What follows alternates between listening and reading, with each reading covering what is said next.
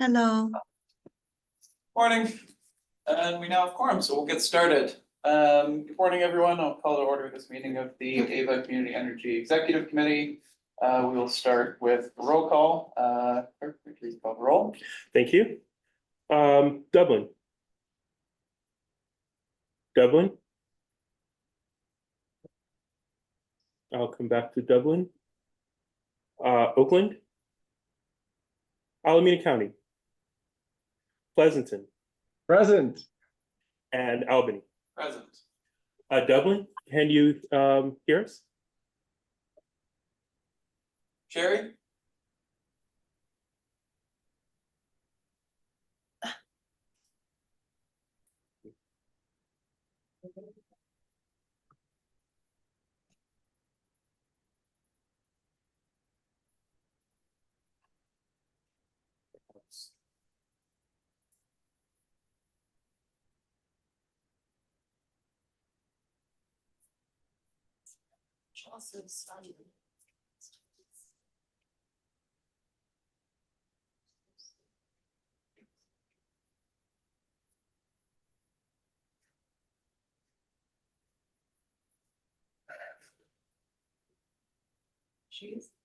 Sherry? Hi, Jack. I'm here. Can you hear me?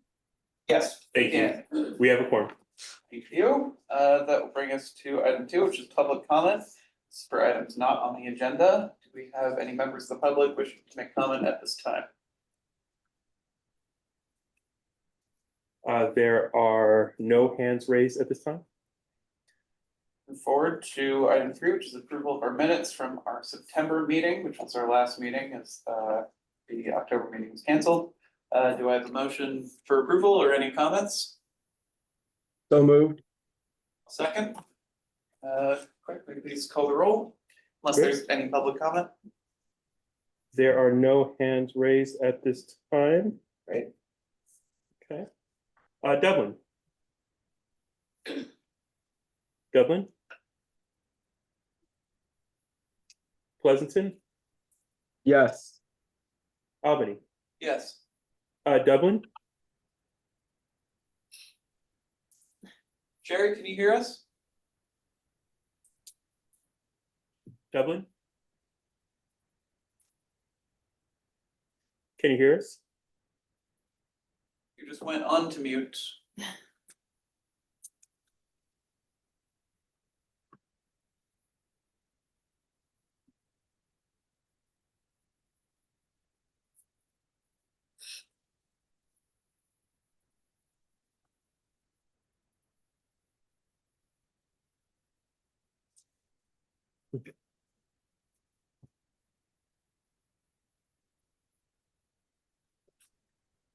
Oh, sorry. I couldn't hear you. I couldn't hear anybody. Hold on. Can you hear us now?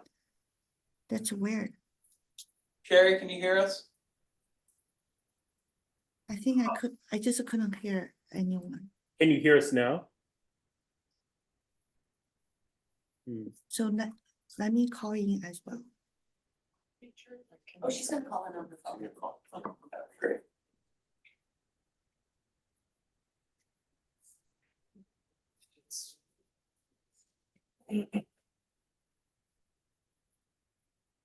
Well.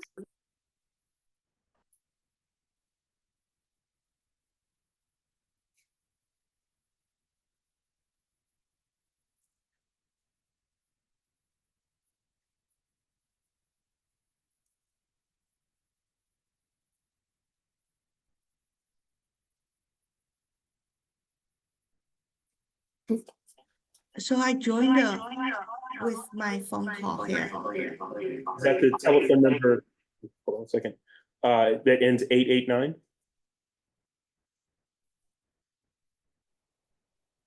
The host would like you to unmute your microphone. You can press. Sherry, can you hear us now?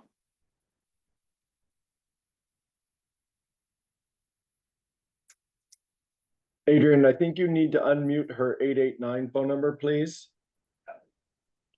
Because it's hard to do when you're on the phone. Right. Thank you. Can you hear me? Okay, so Sherry. I'm sorry, I'm technically confused. Okay. So now I'm, So Chair, can we repeat the motion and maybe have the clerk complete the vote? Yes, Sherry, you can hear us now, yes? yes, Great, thank you. This is for approval of our minutes from our September meeting, which was moved by member Balch and seconded by myself. We have 2 yes votes. Sherry, how do you vote? yes, I'll vote yes. Thank you. The minutes are approved. Thank you. Glad we figured out that technical snafu. That'll move us to item 4, which is a SMUD contract extension. Please have staff report. Thanks. Good morning. Hold on one second.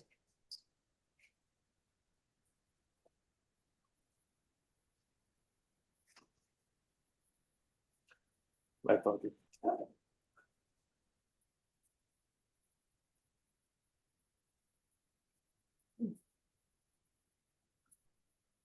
Right, thank you for joining, folks. My name is Kelly Brezovec. I'm the Senior Director of Health Services at AVA. So welcome to all of our directors, members of the public and staff. This morning, we'll be discussing our agreement with SMUD. And she'll get it up. Thanks, Adrian. Could you please go next? So in brief, SMUD provides customer care and data management services to AVA. The current contract ends at the end of this calendar year, and we are seeking the executive committee's feedback on a new 2-year agreement. SMUD provides critical services to AVA Community Energy in the form of we call call center and data management services. There's really 3 main components to those services. There's billing operations. Really, this is how we get our information on the customer's bill, and also then how those payments are applied to customer bills. Data management, this is the sort of data feed component where data is transmitted between PG&E, SMUD, and then SMUD to AVA in many cases, and back and forth. They're also helping us to do work with ingesting data interval data feeds. And then the call center. So these are the folks that are responding. They're the most frequently the only contact that customers may have with AVA. They're responding to customer inquiries via online chat, email, and phone.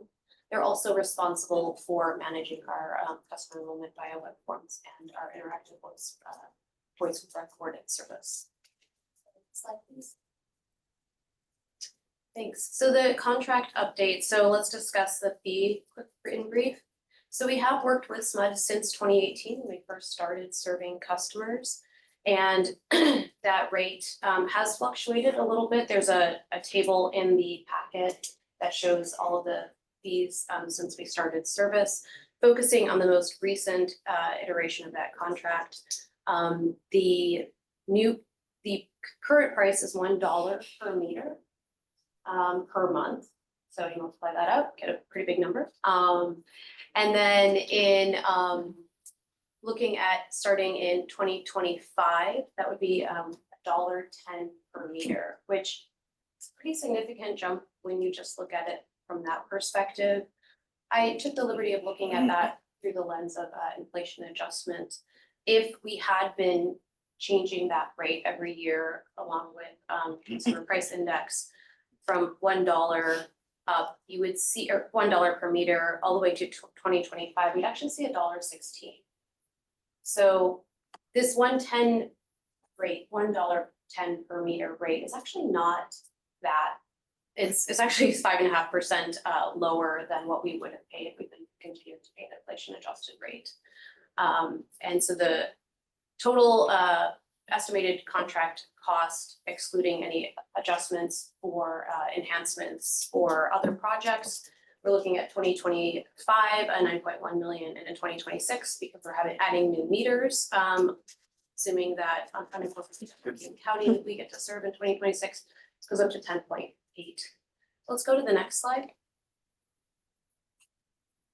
Just a couple of enhancements. So obviously, when we're negotiating an agreement of this magnitude, we do try to get extra things added to the contract, services that we know that we'll need over the coming years. In the next 2 years, one of the major components we know we will need is service to Stockton and Lathrop starting in 2025, and it all goes through unincorporated San Joaquin County in 2026.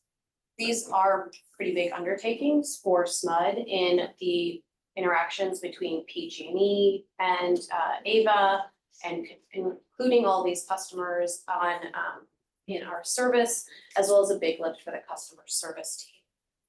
So that was a big ask. And then just some other things, some new rate changes. We're looking at real pricing when that comes out of pilot that will be served. Updates for billing error liability. So today, if there is a billing error and it's on the SMUD side, SMUD isn't liable until that reaches $14,000. We got that negotiated down to $10,000. And at that point, then SMUD takes part in some of that accountability. And then looking at just some other enhancements that we were able to set at a fixed fee.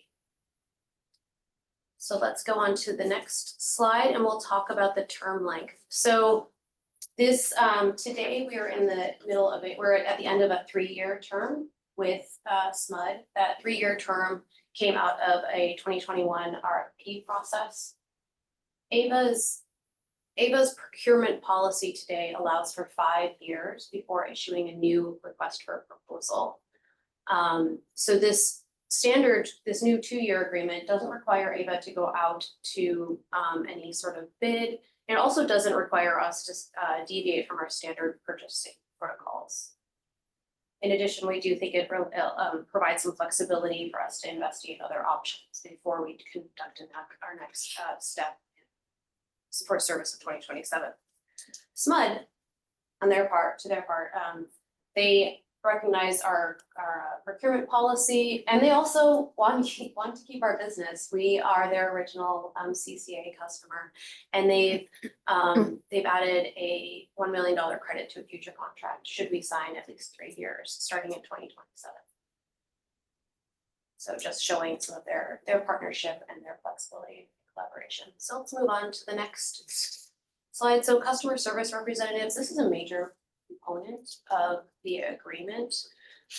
These are the folks that are responding to those phone calls, emails, and chats. And we're really pleased to work with SMUD. They have amazing credentials. They're second, they consistently rank near the top of any sort of electric utility customer satisfaction surveys. Back in 2022, they were second overall for their CSR performance. And in large part, I think a lot of that is because of this 8-year average tenure that they see in their unionized call center, right? There isn't a lot of turnover. The team really learns about the industry, and they're able to handle not just questions about SMUD service or our service, but they're also able to handle questions like, it's wintertime, why is my bill so high? Oh, do you have any electric space heaters? Some of those questions that are a little bit more nuanced that you learn as you continue through your training with SMUD. Answer more phone calls. All of those calls are recorded. We do listen to those on a regular basis, and I'm always amazed with the patience that our team affords customers that are calling, and I've got a couple of examples on the next slide to highlight those interactions. The interactions are all linked to our billing system as well, which means that we can do review, we can look for any sorts of issues that are coming up, and do quality control. Let's go to the next slide. As I said, I did pull out, we get a lot of customer compliments on our customer service team. There's a lot of common themes that I'll pull out here. A lot of it is, I'm angry. I called the call center. My bill was really high. And then someone took the time to explain to me what was going on. And I understand now what's going on with my bill. I know who AVA is. I understand how my PG&E bill is being prepared for me. We see things like AVA Energy is lucky to have a person like Eric on the team. So these folks are really doing a great job representing AVA. They also have a number of bilingual staff, so our Spanish-speaking customers can get real-time Spanish. They also provide a language line, so other languages they can also go through a printed service. So if we go to the next slide, we're getting close to just one other thing here with the CSRs. They're SMUD employees, and we recognize that. We are working together with SMUD to add more CSRs that are based in this territory. And we've done this since 2022 by partnering with SMUD to recruit new hires. So SMUD does sort of an annual call for CSR applications, and we also post that to all of our socials and encourage folks to apply. Thus, since 2002, 84 applications have come from within our service territory. And as of last month, 2 of those new hires were from Stockton. So those are folks that are serving at SMUD CSRs. Once they get all trained up and ready to go, they'll be able to answer calls for the customers. The post that you see over on the right, this just was posted to our socials. I shared it on LinkedIn as well earlier this week for an opening that started, that was available this week for folks to join. Yeah, it is the union, the call center is also union. All right, let's go to the next slide, which I think is our closing. So just bringing this to executive committee in order to receive your feedback, recommendations, so that we can bring this forward to the board later on this. Great, thank you very much for the presentation. Hey, can I, Director Seaman, could I just add a couple of elements from my end? Please. This is Howard. Sorry, am I coming in okay? By the way, no background noise? Yeah. Apologies for not being there in person today. Traveling for some family wedding activities on PTO. I just wanted to share a couple of things, given the history that we've had with SMUD, and to note that these billing and customer care related services are really the largest expense we have outside of our direct energy procurement expenses. You know, these are probably our most significant operational related expenses. And billing, as we see it, obviously a critical function, and a critical function that we do well. You know, in terms of customer satisfaction, if there is a billing error or that customer engagement, that customer service doesn't meet a high standard, that's certainly an area that has a high risk for customers to have lower satisfaction with us. So a really critical element. So that's one thing I wanted to know. Another is just to note that when we started our agency a number of years back, there were very limited billing or service providers out there. I think Calpine Energy Services, and there was one other at the time. And we really made it a point to work with SMUD, in part because they had strong customer service and because we felt that it was important to enhance the offering of the service in the market, so that we could ensure that there was good competitive pricing and high quality service out there. And I think I'm quite pleased to see that more CCAs have continued to work with SMUD since we started that when we launched our services. So I think that's a really positive dynamic to note for the CCA space. You know, given that there are about 25 CCAs, and you know, there's a significant number of CCAs that are with Calpine Energy Services, and now there's a pretty meaningful share that are with SMUD as well, particularly here in Northern California. And then the last thing I'll just note is I think this is a service that's pretty cost effective. It's commoditized for the most part, and we have significant scale in our industry to ensure that there's good sound pricing that we're receiving. With that said, I think this definitely falls in the bucket of those types of operational services or consulting services that we have that we'll want to continue to evaluate going forward in terms of build or buy. Right now, we're very pleased with the services, and as I noted, it's cost effective, so I don't think there's any urgency for us to build our own capabilities. But strategically, it is something that we'll want to evaluate, just make sure that as we continue on as an agency, as we've already established ourselves, you know, that we do look at that and consider you know, potential cost improvements versus the risks and the job creation that comes with that. So I just wanted to note that on the horizon. But given where we stand right now, you know, 7 years as an agency, I still feel that this is a strong service that we should continue with. Great. That was it. Thank you, Howard. Are there any questions from any board members? Just a couple clarifying questions. Are they physically located in Sacramento or the surrounding area? SMUD? Oh, yeah, they're located in. Sacramento. And then do we know the average call time? Yeah, it's right between, it's right around 10 minutes. It varies, it can be higher between like 15 to 20 minutes, but usually those are calls from our net energy metering customers that get really complicated. But yeah, it's about 10 minutes, so it's a pretty long call time, and they aren't, I'll add to that what I'll answer a question you didn't ask as well, which is that the representatives aren't encouraged to cut those calls short to grab another call. Okay. I think that is a common issue with, call centers that want customers to keep churning through. They are encouraged to take their time and really make sure the customer gets the answer. But at the same time, I think we still have a relatively short hold. time. Yeah. Like our speed to answer. Our speed to answer is, I was gonna say under 30 seconds. It varies a little bit, but it's quick. We get phone calls because people call PG&E and they can't get through to them. And what are their hours of operation?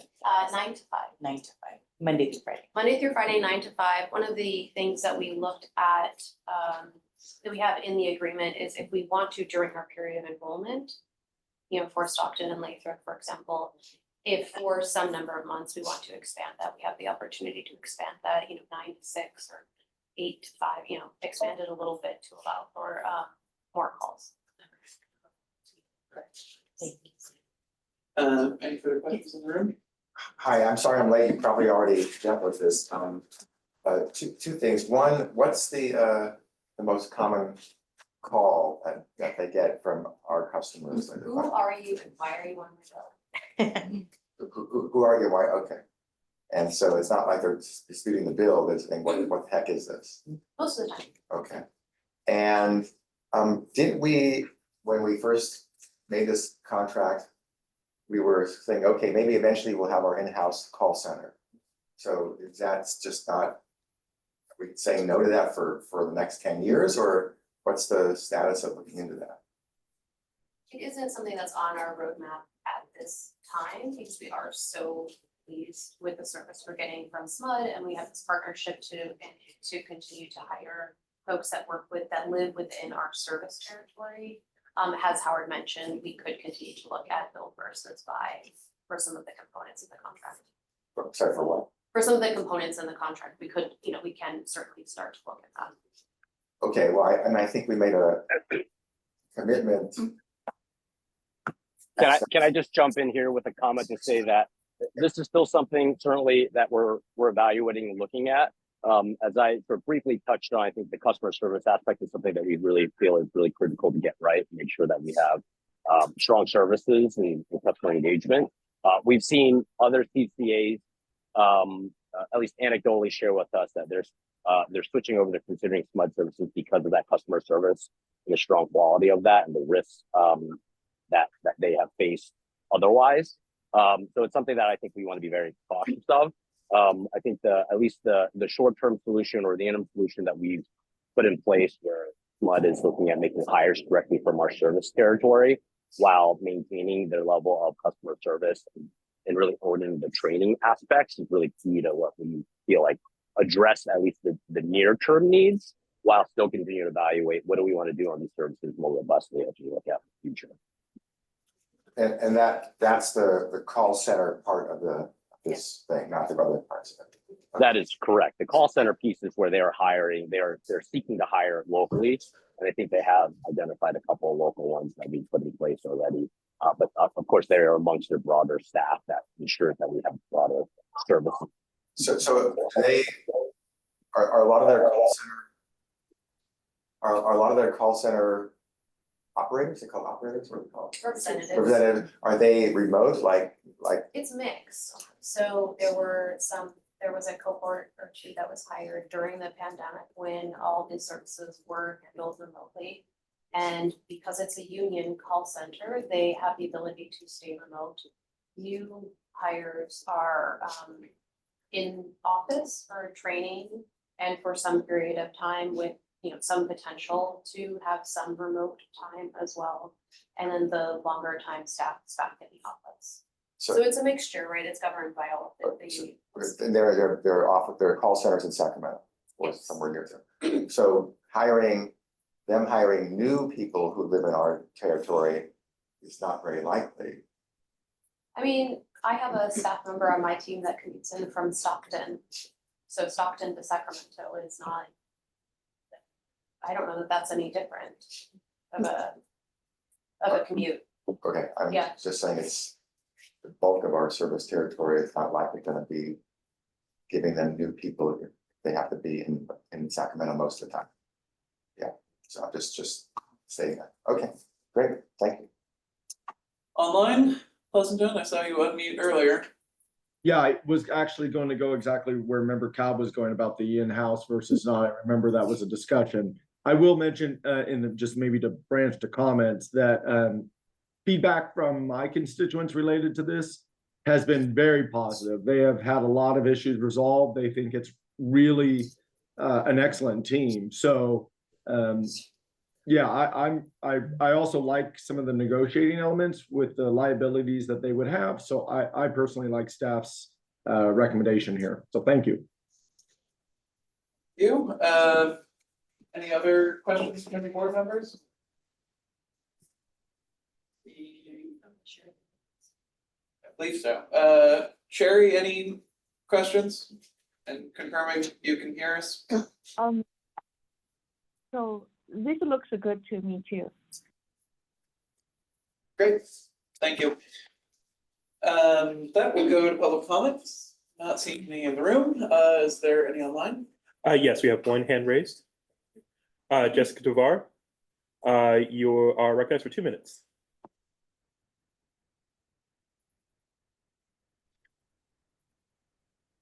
Good morning, everyone. Jessica Tovar, Local Clean Energy Alliance, East Bay Clean Power Alliance. And yeah, I did want to reiterate some of the history here.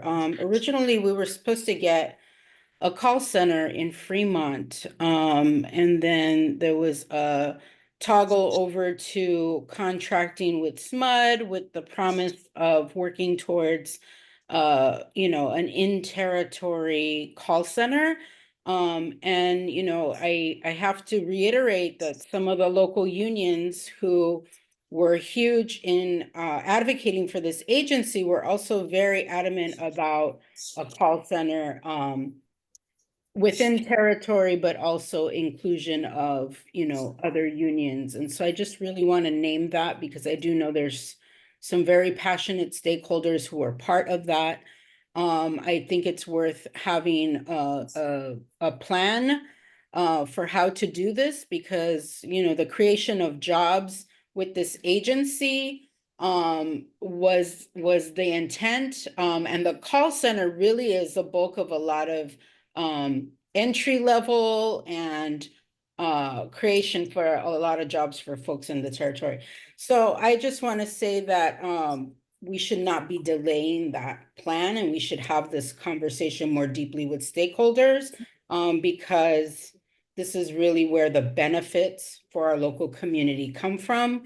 But also, I think it's time for having a longer term plan for this to be really centralized in, within the territory and benefiting the people who pay towards the electricity that you offer them and for them to reap that benefit. Thank you. Thank you. Thank you for your comment. Any further online? There are no further hand raised. I'll bring it back for comments and discussion. Cal? Thank you. So conceivably, I think it's fine that SMUD is running the call center. They could also run a satellite call center and open up something in the Bay Area. There are other CCAs that use them as well, the Bay Area CCAs. Yeah, so if they wanted to, if we and other CCAs in the Bay Area wanted them to, maybe they could get a location, have a satellite location physically in the Bay Area, in the East Bay, hopefully. And therefore that would be able to attract more local people to be, I don't care who manages it, but I do care who the employees are, and if they are local service area in our service territory, hey, what I'm saying is, let's suggest to them that they open up a satellite physical call center in the Bay Area, East Bay. That's all. Can't hurt to suggest it. Other comments in the room? So I just want to be clear, right now, the request is a recommendation to extend the current term by 2 years. Yes. After the 5th year, it'll have to go out to RFP. Okay, Well, before the when would you start that, like a year out? So I would definitely support having that conversation before the RFP is released, if the board could time it to make that request, that there be a satellite. I'm not gonna say exactly where, but also keep in mind that the territory is expanding. Yeah. So I'm thinking the valley would make sense. That's my comments. Thank you. Online, Yeah, if I may, Chair. please go ahead. While I understand to put it in territory, I think cost matters, especially because it would obviously pass, or I presume pass to our discount, our ratepayers and our mix. So I think that conversation could definitely occur.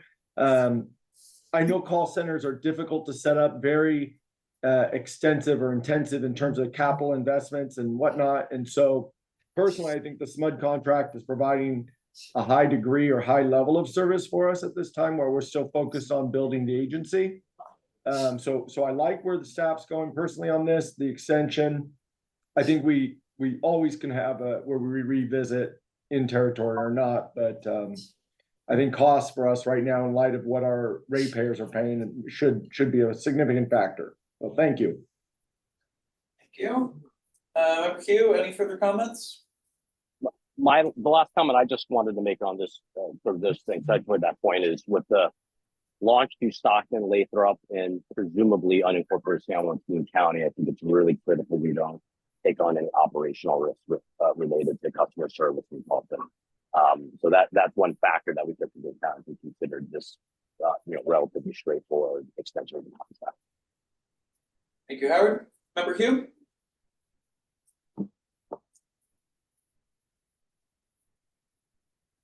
Are you asking me? If you have any further Alright. comments. No further comment. This looks good to me. Great, thank you.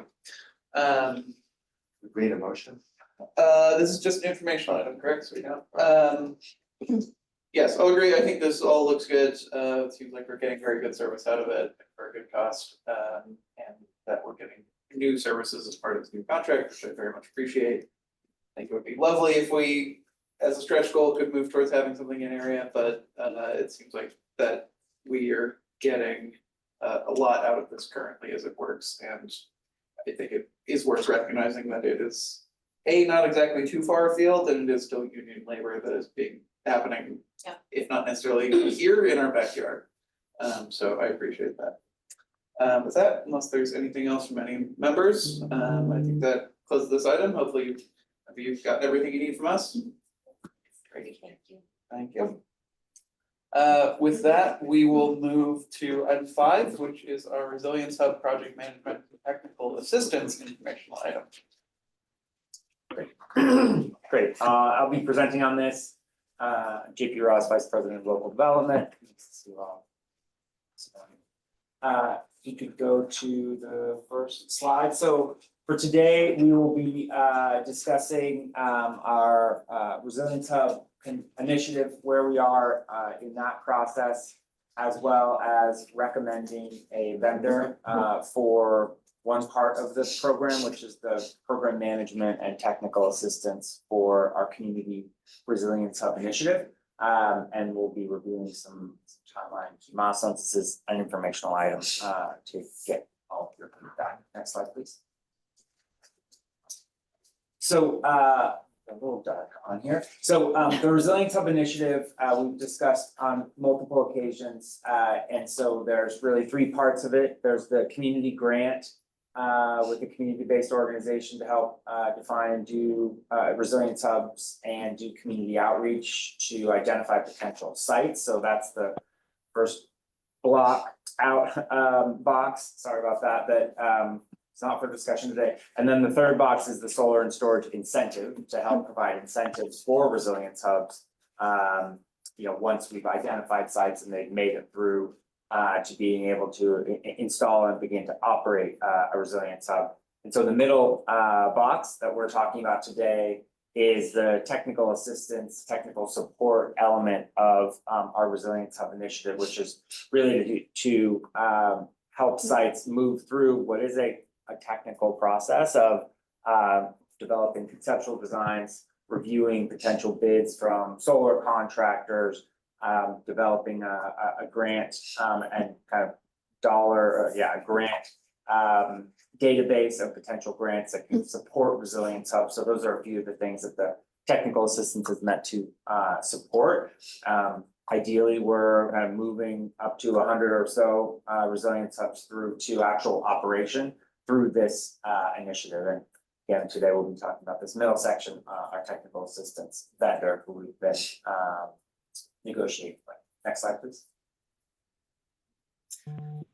So the process to getting to where we are today with a selected vendor and recommendation is we went out to the market and requested bids for the services that we are planning to offer. We received 7 bids for multiple scopes of work. There's the program development work, there's the actual technical assistance work, and then there's some element also of program management, kind of to help manage these projects through from start to finish. And we did receive multiple conforming bids and have selected and recommending NV5, which is an independent engineering company that we are already working with for our DC fast charging initiative, and we've had really good results in working with them. So our recommendation is to contract with NV5 for both the program management and technical assistance elements of this initiative over a 3-year term. This is going to take a while on a lot of these projects. And the budget is $2 million. So we have allocated $2 million from our FY23-24 budget. So there's no new budget request for this contract. Next slide, please. So we're selecting NV5 because they are a market-leading agency, or market-leading company that's providing consultancy. They're based in Santa Fe, so not in our service territory, but close by, and that's important because we may need to get them out to site. They've got extensive experience supporting these types of clients, including AVA, schools, utilities on projects, varying scales and categories, solar and storage, fast charging, and others. And they've done quite a bit of work already on microgrids, which is an emerging field. So finding consultancies that really have experience in developing microgrids is not straightforward. They've got some dedicated resources. We're not expecting them to need to hire anybody new to provide the services that we need, which is great. And they've also offered kind of a flexible scope of services. So we've identified, our core services for the technical assistance, but we know that might change over time. We're going to be learning on what works and supporting these resilience hubs and their development. And so they actually provided kind of a core offering and then an addended offering with some additional scopes that we know we can kind of call on and modulate this scope as we go, because we expect to learn a lot and we need to be nimble as we're helping these resilience hubs kind of move through the process. So the budget really supports kind of this this base case. Plus, we still have some budget for some of the additional services should we add them in. But again, there'll be some learning once we launch this out. Next slide, please. So a little bit just of an overall timing here across the technical assistance community grant and then the solar and storage initiative itself. So with the technical assistance, we're now into the fourth quarter and planning on bringing this to the board to get approval at the November board meeting, so we can really kick this off in the December, January timeframe. We're also currently negotiating with one of the respondents to our community grant initiative, and want to bring that ideally to the December board meeting. We're not quite on time to bring it to the November board meeting. And then we're also in the middle of our solar and storage initiative program design.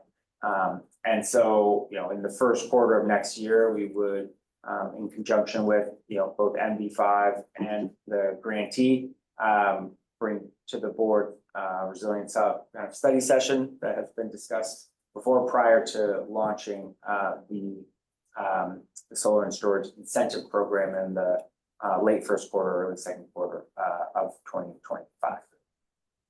And I think there's one more slide. I think Might be that's it. it. Yeah. Thank you very much. Are there any questions from board members in the room? Yes, Go for it. thank you for the presentation. There was mention of 200 sites being evaluated. How are those sites being selected?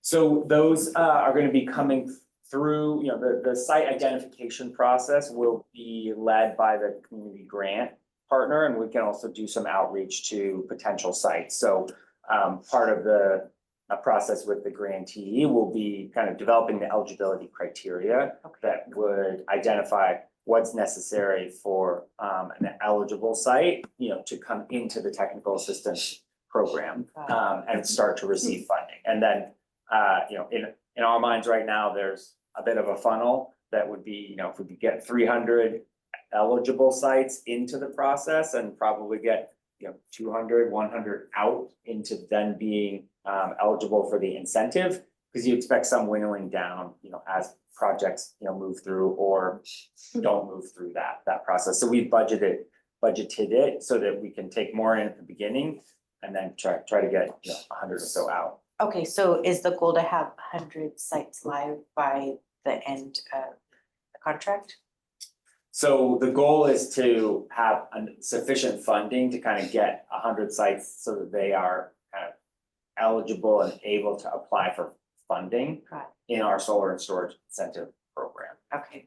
And so, that's right now the goal, but the technical assistance is not responsible really for getting the projects built. It's for facilitating kind of what the projects will need to move through that. So who's gonna build them? So the projects will be built by solar and storage companies who are kind of building solar and storage. So one of the scopes of the technical assistance is to provide kind of bid reviews, right? So if you have a church and you want to install a solar and storage system on it, you're going to go out and say, I've got this church, I need somebody to come and build it. And the so that you might get 2-3 bids from different solar contractors who will be aware of our incentive program, because we've got some training that will be out in the market to train solar and storage installers about the incentive that we're going to provide. But then, the manager, the pastor of a church isn't necessarily trained up in kind of reviewing those bids. So one of the scopes of work, for example, the NV5 is to, review those bids and say, this is a good battery, this is a good price, the placement of this system makes sense or doesn't, have they thought about X, Y, or Z, right? So those are some of what the services are that we do provide. So it'll be up to the site whether or not they want to proceed. They could go through the analysis and they could just say, decide it's too complicated. That's right. So the incentive is to encourage them to follow through. Yeah, and the way we've thought about this, flow is none of these steps are mandatory for someone to build a resilience hub, right? They could avoid us entirely, or they could come through the grant, they could come through technical assistance, or maybe they're just ready to go and build a system and they just want a solar incentive. They can just apply for a solar incentive, so. So when will that part be available? Yeah, that's late first quarter, early second quarter of 2025. Okay. Got it. So it's not a criteria that they have to go through the technical. That's right. Okay. Yeah, it's an offering. Okay.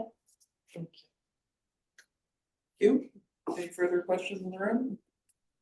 Is this coming to the board for approval, or is this just informational? that Howard has the authority to approve? It's coming to the board to negotiate, to authorize power to negotiate and execute, or the contract. Okay, I know every city and every agency does things differently. I mean, Oakland, we would have a staff report that says, here are our 3 finalists bids, and here's the scoring, and here's the transparency of how you guys decided, and here's why we're picking this one as the top choice. Is that how we do things here as well? I forget. No, so we don't share information about the other bidders. Here's why the top one got the top score. That's not part of our staff report at all. We have not done that. It's not been our typical procedure. Okay, doesn't the county do it that way? Usually top 3. Yeah, you have to put it all out there. Show why it's the best one, but you have to be transparent. I would just suggest to Howard, I would suggest that you guys we consider doing that like most jurisdictions do. We can do that. We have no issues with doing that, to be clear. I think part of the reason why we have not done that in this case and in some other cases is because we have pretty specialized services here. And so in some cases we have very few respondents to RFPs. But at the end of the day, there's no reason why we can't do that. So if there's a preference for us to show some of that information, we can show it. I think we're just trying to be efficient with the process, 1, and 2, just sort of caution the what we're sharing in terms of the various respondents, given the technical nature of some of the proposals. Okay, good. Thank you. That last question sounded suspiciously like a comment, so I'll ask again for any other questions online from Pleasanton or Dublin. None, thank you. And hearing none from Dublin, I will take us to public comment. Do we have any public comment on this item? There are no hands raised at this time. Okay, I'll bring it back for discussion. Any further discussion or comments from members of the board? Start in the room. Seeing none. Online? If I may, Chair? Please. Yeah, I mean, I know that we would all like to get it done sooner and quickly, but I think it's going to be interesting to see what comes up from the technical support, right? So JP, when you roll it out, I think it'd be great to get an update, as you learn more and how to do it, right? What I'm slightly concerned about is it'll be like our stovetop replacement program where each location is unique and each location is very intensive. So we'll see where the technical assistance comes in and how deep we need to do it. But the goal of getting it deployed or out, yeah, I appreciate where you're going. So thank you. Yeah, we fully expect that there will be very site-specific considerations, and from our critical municipal facility experience, which has a lot of sites of similar size and nature that we would understand that that's going to happen. And there's always an idealized case where people want to just standardize everything and put it into 3 boxes and then kind of move it through, and that's not our expectation. There will be some small, medium, large considerations to take. Is it kind of like a commercial building that looks more like a large residential or even small residential? We've seen churches, we've seen fire stations that have a residential service panel on them. So there's interesting elements in all the building stock that we've got that we'll need to work through. I'll just echo that one response and say that in the next few weeks, we're going to bring some items forward related to our critical municipal facilities program for board approval. And I think that will really illustrate some of JP's points there. We've been at that program working closely with a good chunk of our city members, some of which are represented here, of course, on getting solar and storage installed on various municipal facilities. And that program has been in the works for probably going on 5 years or so. JP can correct me if I'm wrong there, but there are a lot of technical challenges. So I think we will ask for patience, even though we know the importance and priority of this program. It does take a lot of work to get sites like this built. Great, thank you, Howard. Any further comments? I just want to thank JP for flagging the work session. I know that's a frequent comment we've received in the past, so thank you for flagging. Yes. Echo.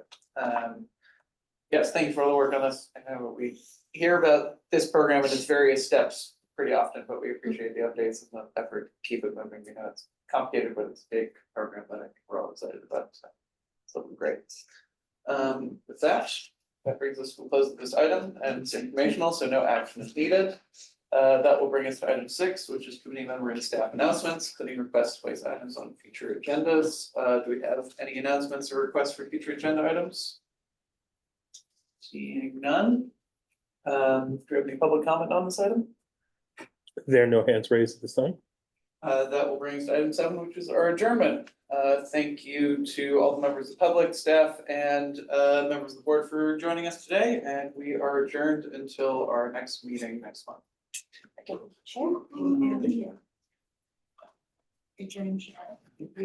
Oh, yes. My God. Sorry, I couldn't.